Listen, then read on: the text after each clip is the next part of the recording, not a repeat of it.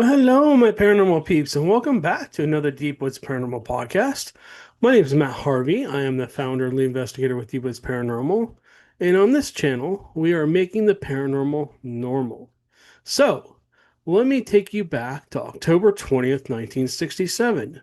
You're deep in the woods of Bluff Creek in California. Two men, many believe to be the most convincing evidence of Bigfoot ever recorded. Was it a real creature walking calmly through the forest, or a man in a costume that fooled the world? So on frame 352 of this video, the moment the creature turns and looks at the camera, it's been analyzed and enhanced and debated for over 50 years. So what am I talking about? Have you guys ever seen the Patterson Gimlin film? If you're a Bigfoot enthusiast, you probably have, right? You probably watched that video like me many times.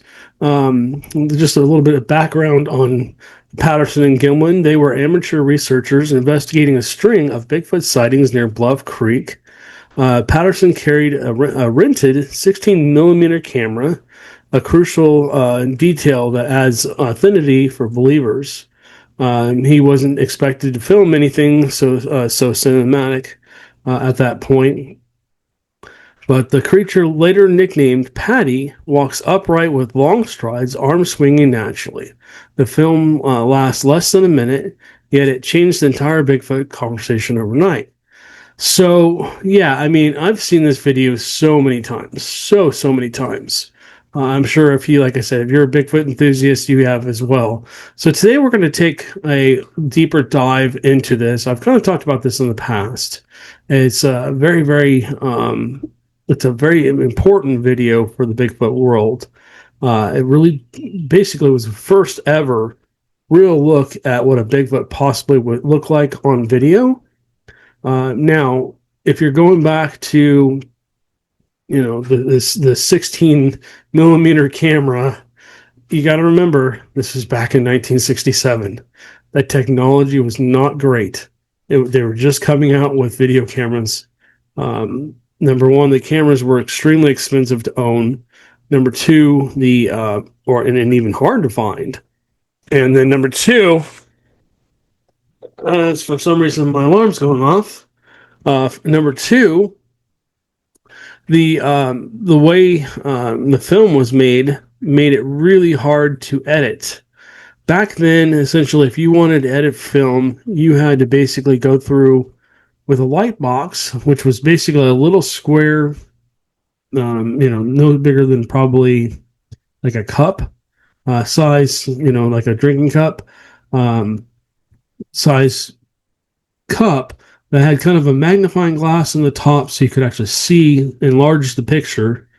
And then you would basically slide and had a little light usually, or you had to put light underneath it so you could see the film underneath the actual film. And then basically you'd slide real slow the film, like on almost like a piece of tape, but it wasn't sticky, through to look to see what you had. And then they also had these things called projectors for my younger audience back then, where you could basically put this reel on through a movie projector, kind of like if you go to the movies now, but they don't play film, it's all digital. And essentially it would play through and you could watch the video in real life. I mean, real size. If you've ever seen the old reruns of movies, where people are watching old cinematic videos on the wall or whatever in family night. So let's get into why people think this is real. The natural gait and biomechanics. Researchers like Jeff Meldrum note a compliant gait, weight shifts smoothly like an ape, not a man in a stiff suit. So if you don't know who Dr. Jeff Meldrum was, unfortunately he just passed, and I'm so sorry that he is no longer around. He was like a footprint expert. He was really good at being able to tell you what was real, what was fake.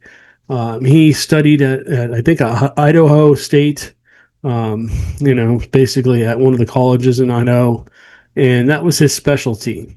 He researched footprints, and he would put them through a machine, and he could like see the fine details and tell you whether something was fake or real. And he did it. And if you've seen the shows, like I can't mention the names of the shows, but if you've seen the big time shows that were out there on Bigfoot, you've seen them go to him and ask them, is this real or is this fake? And a couple of people like Survivor Man and stuff actually tried to fake it. I think Survivor Man took his own footprint and then, had it blown up and then gave it to Dr. Meldrum. And Meldrum looked at him and he just smiled like, this is fake. He's like, how do you know? And he's like, I just know. I've been doing this so long. Anyways, but he reviewed the Patterson Gimlin film, and he had a person in a suit, and they put him through the whole process. They put, sensors on this guy, put him in about the same size suit, modern day suit, and essentially made it so he had to copy the gape, and he couldn't quite do it. Now, Bigfoot, when they walk, they literally turn their hips, because I have seen exactly what they saw on that video back in Black Star Canyon. I've talked about this many times. I was walking out one night. If you don't know anything about Black Star Canyon, go back through my older videos on Bigfoot, that's where I first started, was Black Star Canyon in Orange County, California. It's a secluded area up in the Cleveland National Forest in the middle of Orange County, between Orange County and Riverside, where there are Bigfoot. And I know a lot of people go, oh, yeah, right. My non-believers, my skeptics are going, yeah, right, Matt. But, if you go up there enough and you're up there quite a bit and you take your time and you listen and watch, you will possibly see something at some point. Or you may never see anything. I don't know. But I was lucky enough to experience them and became a believer because of them. Anyways, so I literally I was walking out one night and I felt like I was being watched. And so I had a flashlight. It was almost like a headlight. I think it was 2,000 lumens or something. It was a very, very bright flashlight. You turn it on, it was like somebody turned on the sun. It was super bright. So I'm walking out and I walk over to the fence as I'm walking through the gate. And I'm just walking along the fence and I thought I heard something. So I turned and looked to the left.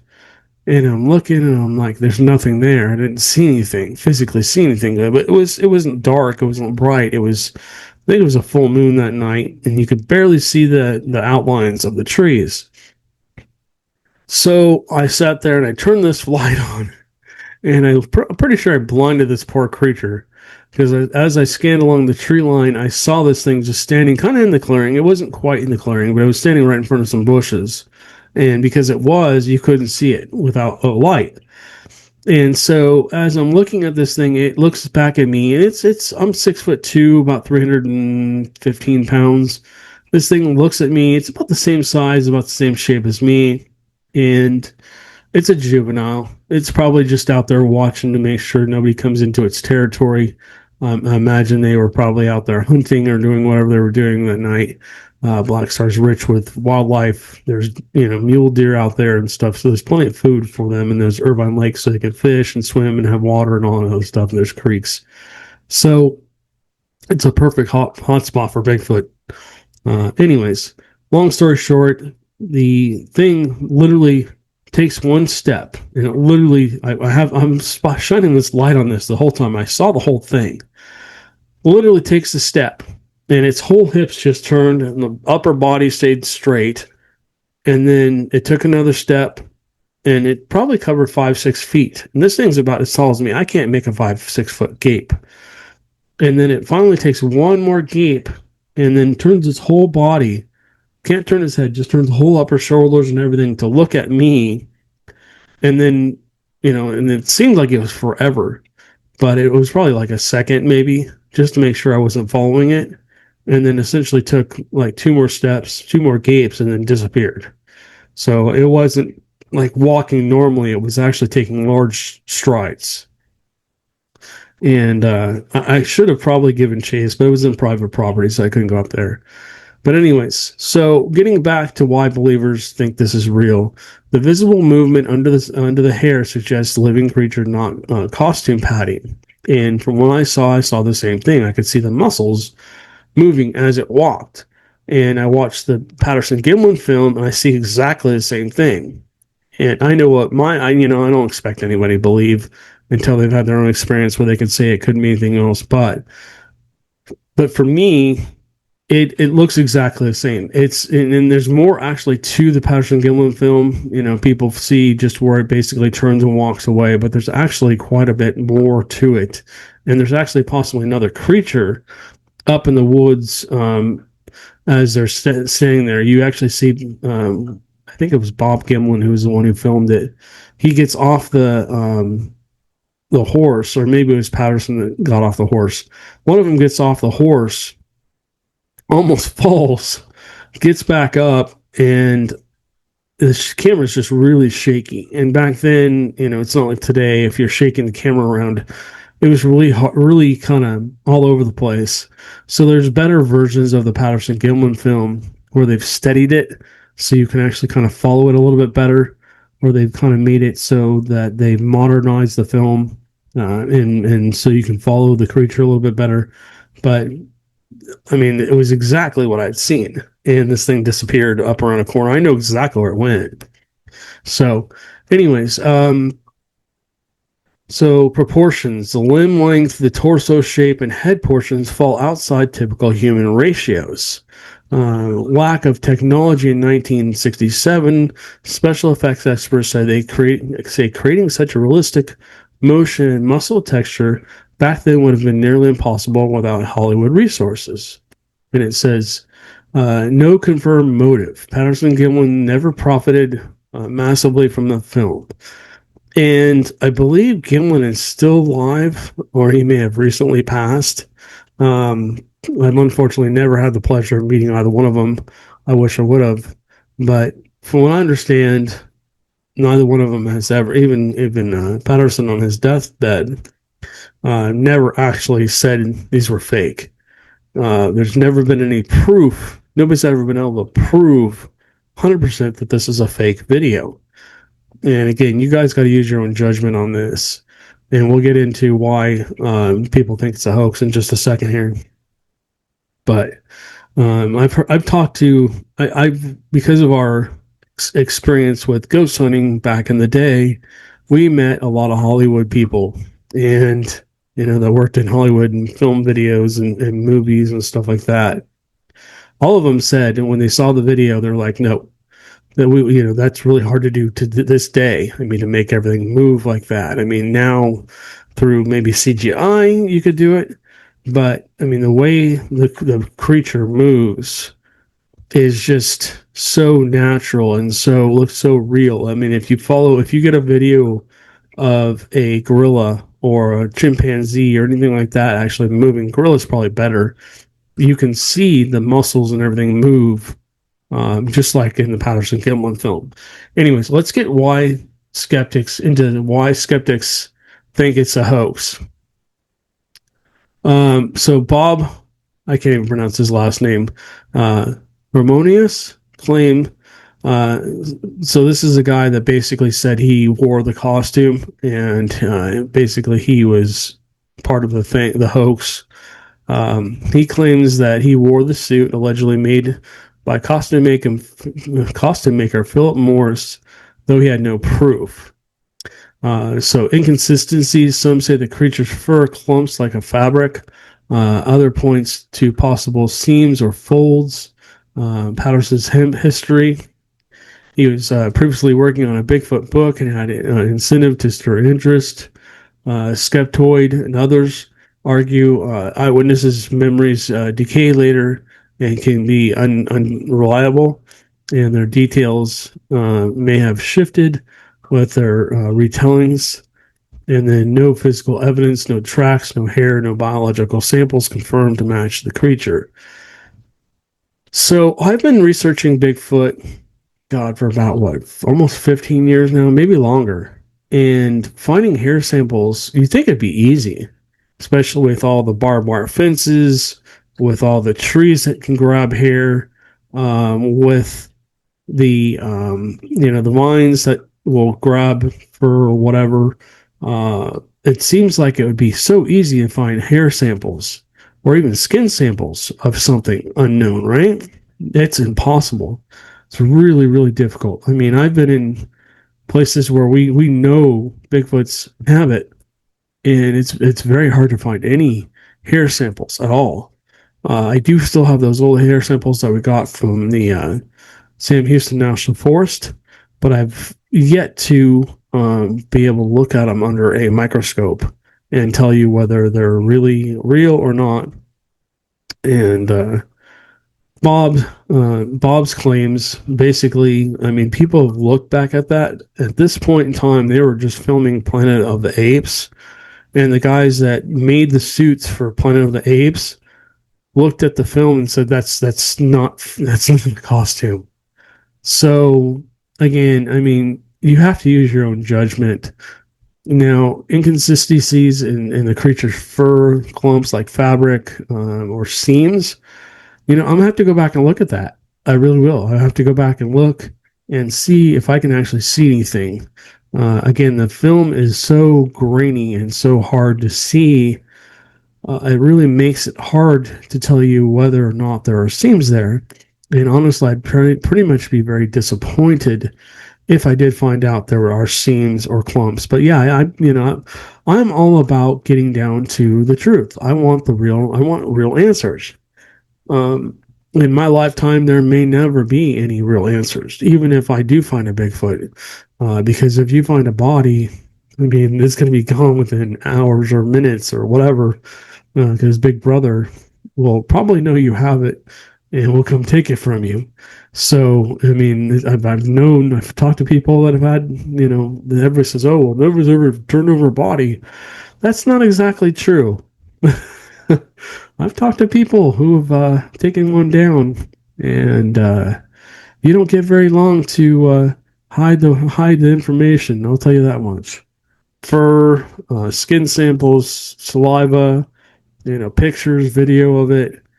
It disappears pretty quick because Big Brother seems to know what's going on with these things. I don't know if they've already chipped them or they know where they are or they know what's going on with them. I do know that there's a group out there of military personnel that does track them. And, if you take one down, good luck trying to get it to a zoo or get it to somebody before they take it from you. Okay, so as far as no physical evidence, no tracks, hair, or biological samples confirmed to match the creature. Number one, the creature was alive. Number two, it was walking on a rocky, hard surface. I know how hard it is to get any kind of evidence from those those locations because I've tried. Hair samples, again, are really hard to come by. I don't know why they're so hard to come by, but I do know that they're hard to come by. I've tried many times to find hair samples. Like at Joe's camp, we looked everywhere. I mean, we looked on his barbed wire fences. We spent a whole day just looking for hair samples. We found footprints all over the place. We didn't cast any because number one, it was 100 degrees and 100% humidity. It was so hot that day, and by the time we got back out there, it had rained and they were gone. But we did take many, many pictures of them, many, many videos of them. And then biological samples. Again, you really have to take a creature down to be able to really get a sample. I mean, imagine just, for my skeptics out there, imagine going up to a gorilla and trying to pull some fur out of it. Or, hey, can you open your mouth for a second? Let me just get a quick saliva sample. Or, up the wrong end here. Let me get some samples from you there. Or, hey, can I just scratch your skin a little bit? I especially a wild one. Good luck with that. I mean, these things are not. If they are real, and I know they're real, but I mean, for the people that are skeptics or on the fence, I mean, imagine trying to do that. You have to tranquilize one, and then you're lucky if they're not in a family group. If they're not in a family group, who knows? If they're in a family group, who knows what they're going to do? What are they going to? How are they going to react? Are they going to come at you? I mean, are you going to become, the next victim of the 411 missing people? or would they just kind of scatter? I don't know how they would react. It is one of the things I'm thinking about doing if I ever get an opportunity to put a dart in one. I don't want to kill one, but put a dart in one and just get enough, just for long enough to get some skin samples. And I've talked about this already before, but get some evidence from them and then just carefully just back off and just leave it and watch to make sure it got up and walked away. So we didn't harm it in any way. Get some blood, stuff like that. But also imagine, I mean, what would happen if somebody does get a hold of one of these? Number one, it would be open season on them, right? It would be open season on Bigfoot. There's several states that protect them, but there would have to be immediate congressional state hearings to get them protected, right? You'd have to do that right away before any evidence ever got out, because these things would be extinct within, I don't know, months, if not before that. Big game hunters would be all over these things, trophies, heads on the wall. I mean, imagine all the corrupt that would happen. Um, zoos. They'd end up in zoos, right? I mean, imagine you getting put in a zoo, and that's, also, I mean, imagine what if, and again, this is just a what if. You got to take all this with a grain of salt, guys. I'm not saying it is or isn't. So my believers, you can believe whatever you want. Our skeptics can believe whatever they want, but I'm just trying to put thoughts in your heads. What if it is partially human? What if it actually is a human? What if? I mean, what if it's part of the human evolution? Um, then everything gets confused, right? Then you get all kinds of chaos. Um, do they have rights? I mean, I don't know. What would happen if this really becomes out there and people are, it would throw things into chaos, I would imagine. So I think that's part of why Big Brother doesn't want us to know. All right, so modern reanalysis of the Patterson Gimlin film. Recent 4K restorations and digital stabilization improved quality, revealing even more natural muscle motion and I can't even see that. But it's just basically shown that the muscles are clearer. It really shows like muscle movement. It shows, I remember watching somebody who had really broken the video down, and you can see the butt move. You can see the shoulder muscle move in the back. You can really see in the calf muscle, you can really see something moving. And the way the calf, and if I remember the foot work, they don't walk like humans. They walk a little differently. Um, so some experts say it reinforces authenticity, while skeptics argue digital enhancement may actually exaggerate the illustration details, meaning that basically because we're focusing in so much, and maybe when you do restore a video like that, you're basically, and you enhance it like that, you are changing the video. You really are. That's why I always say, with any kind of audio or clips we do for ghost hunting, don't ever change the clip. Don't, you can have one, you can have a separate one with the audio where you enhance the audio a little bit. But when you do that, anytime you enhance anything, you change it. You make it different. You make it better. You make it worse, whatever. Um, it could be showing something different than actually happened. And I agree with skeptics on that. Um, I do like the fact that they're enhancing it, but at the same time, you're changing the video, and understand that it stabilizes it and you get more clarity, but at the same time, it's not the same video. And so I can see both sides of that coin. And again, I'm kind of in the middle. I'm not skeptic, not believer. I'm in the middle, like, the skeptics and the believers, everybody wants real answers, I believe, in the long run. And that's what I want. I want real information. I don't want fake. I don't like fake. So, anyways, the AI motion and motion analysis tools continue to divide experts. One camp says this couldn't be a costume, another says it's modern tech still can't make it real. Um, Again, people are just trying to say that you're either on one side or the other, essentially. I think there's still some people kind of in the middle, but most people are divided on it's either real or it's not. Um, me, I do believe it could be real. I would really hope it would be, especially because it's made such a huge impact on the Bigfoot community. And there's other videos out there now, guys. There's a lot of videos, and everybody says, "Oh, there's no clear videos." There is. There really is.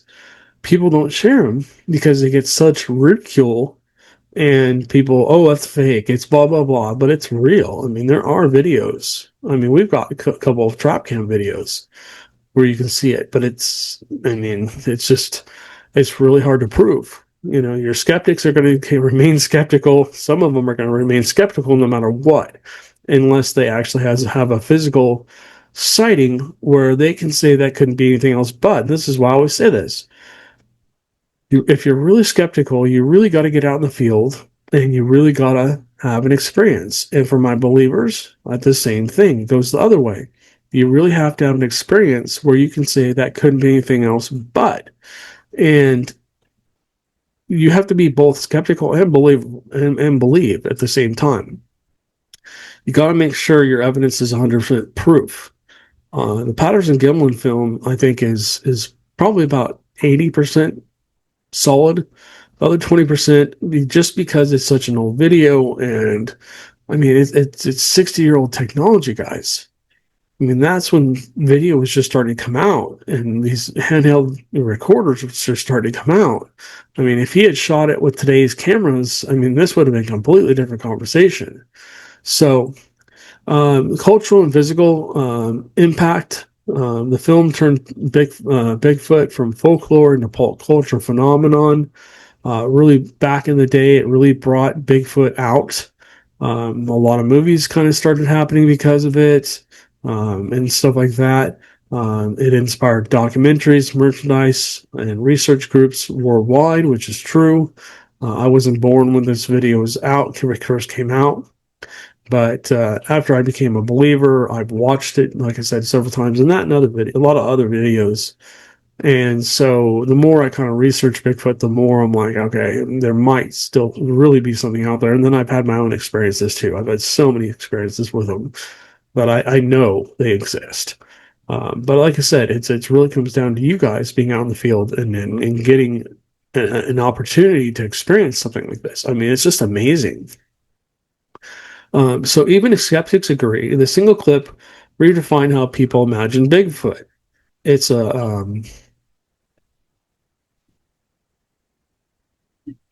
I don't know why they put such a weird word in here, but it says believers see the truth, skeptics see trickery. The footage helped birth modern cryptozoology and even paranormal TV, which is true. A lot of shows have come out because people back in those days in the early, late 60s, early 70s were really interested in this topic and they started researching it. It really got popular in probably the late 70s, early 80s, and then now it's gotten even more popular as people are just trying to figure out what's actually out there or if there's anything out there. I mean, I gotta give it to you guys, my skeptics too. I mean, you're right. We have to prove it. So, I mean, it's just, basically, we have to really prove it. Okay. So, reflecting on what makes her, so basically, you have to, like I said, I keep saying the same thing. You have to make up your own mind. Deep Woods Paranormal approaches evidence today, comparing old analog recordings to modern tools like trail cams, audio recorders, and thermal imaging. If someone filmed the same footage today, would the world believe it, or would they really think it's a hoax? Um, I just don't know at this point because of CGI and all that stuff. It really is tricky, really. I mean, if this film came out today, I think a lot of people would be probably actually more skeptical about it. I think they would really be more, oh, that's CGI, or you did this, or it might be a person in a costume. But because the technology wasn't there back in that day, the way the the suit would have to be made to show the muscle movement and stuff like that, and the gape and everything. That would have to be heavily practiced. And there wasn't just one Bigfoot there that day, there was two. So you have to have another person who is bigger than the Patty up in the tree line watching what was going on. So you have to have two suits, not one. And the cost to make something like that back in those days would probably be in the $50,000-$60,000 range, from what I understand. Now, in this day and age, that suit would probably cost $300,000-$400,000 or more to make. And then also you have to have the footprints and stuff like that, because you can see the bottom of the foot when she raises her foot if you go slowly, like frame by frame, through that old footage. Do you guys believe? You can check out our Bigfoot documentaries. Our most popular one, Joe's Camp, and you guys can go take a look at that and see what you guys think. A lot of eyes shine, and then at the end there's a special trap cam video that actually we got on Joe's camera that was about 15 feet in the air. I don't remember how tall his ladder was, but he was just up there as far as he could get that camera, facing it down, and literally it was behind a blind, and it was literally leaning down. You can look at it. You guys go look at it. That is not a hoax. We 100% got that. That's not a person. That's about a 14, 15 foot person. Tall, skinny, lanky person with a real weird cone-shaped head, and it almost looks like Krusty the Clown. The hair like sticking out the side. Now I'm bald too, but I mean my hair doesn't stick way out the side in that triangular form. So you guys can go check that out.